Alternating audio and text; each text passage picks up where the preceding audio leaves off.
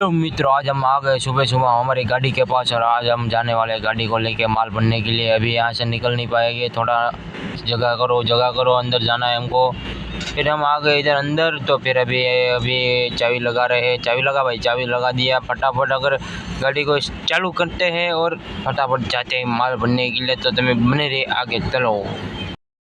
फिर क्या मित्रों, हम आ चुके हैं माल भरने के लिए और हमारी गाड़ी हो गई लोडिंग। हमने तालपत्रे वाल पत्रे सब डाल दिया है ताकि माल भीगे ना, इसलिए। तो चलो आगे मिलते हैं। फिर मित्रों, हम माल भर के निकल गए गाड़ी को खाली करने के लिए। अभी हम रास्ते में जा रहे हैं। देखो आपका व्यू देखो, वाह भाई वाह, बढ़िया बढ़िया है भाई, बढ़िया है।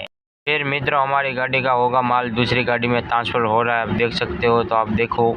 फिर मित्रों, हम आ गए दूसरा फेरा भरने के लिए। तो देखो आप, इसमें भी भर दिया है हमने, तालपाल बदली डाल दिया है क्योंकि बारिश के लिए भीगे ना।